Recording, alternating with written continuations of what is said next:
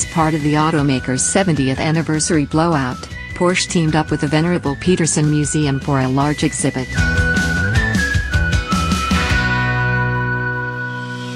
Through 2018, visitors can take a breathtaking stroll through some of the brand's best moments, capturing a snapshot of what makes Porsche so special.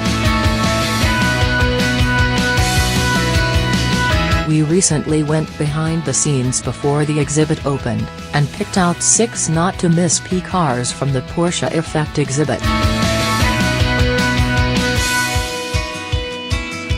For car collector and philanthropist extraordinaire Bruce Meyer, Le Mans is it.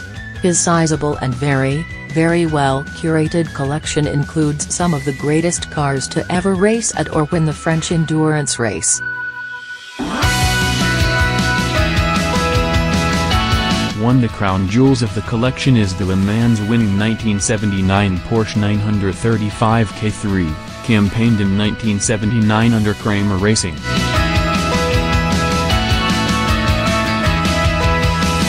Despite the irreplaceable nature of the K3, Meyer's not shy about rolling the B-winged 911 out into the public eye. We most recently saw the 935 at last year's Loved Gekult Porsche Palooza, and now you can see it at the Petersen. Sure, the Porsche crest is indelibly linked to driving purity and rawness, but some drivers just want a comfortable cruiser that offers up as little driving effort as possible.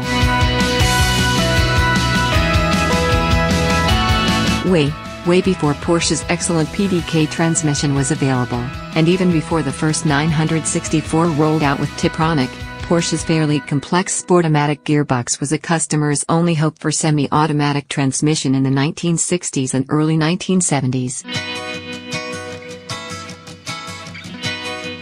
Sportomatic drivers still had to shift their own gears, but the addition of a complex vacuum system and torque converter meant that pesky clutch pedal disappeared. It wasn't the fastest nor the most robust transmission offered, but the beautiful yellow Targa on display at the Petersen reminds us you don't have to daily drive a GT3 Cup to experience 911 magic.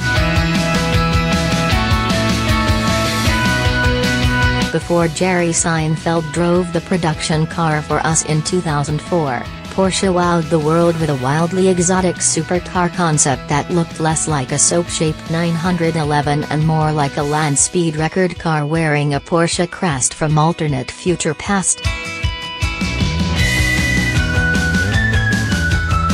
Seinfeld was so impressed with the production car, he purchased the concept straight from Porsche in 2007, only letting it go at public sale in 2016.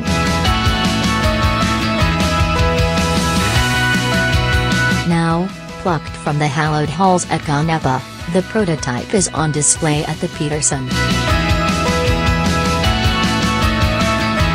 Don't act so surprised, the idea of a Porsche sedan was gestating in Stuttgart long before the Panamera hit our collective consciousness in 2009. I wrote about the history of the four-door Porsche a few years ago, but seeing one of the obscure design studies in person was a treat. This rather bulbous 928 H50 was an evolution of the previously existing Porsche 942, a lengthened 928 presented to Ferry Porsche on his 75th birthday in 1984.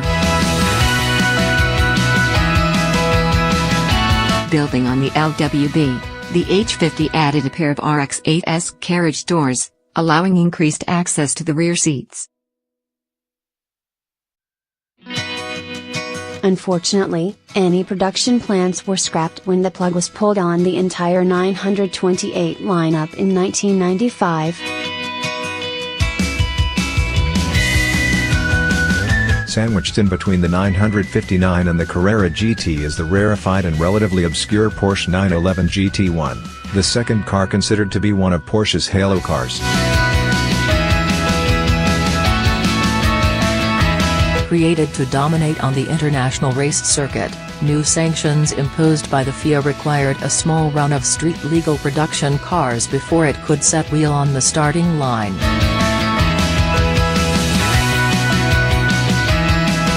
What emerged was a barely roadworthy Porsche 911, the likes of which have never been matched in either rawness or exclusivity.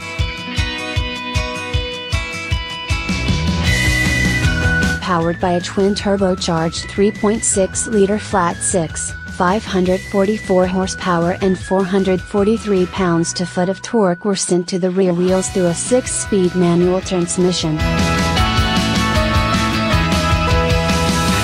According to reports, just 25 street-legal GT1s were made, so seeing one outside of the official Porsche museum is quite the treat. Seeing one parked next to a competition spec GT1 is a spectacle.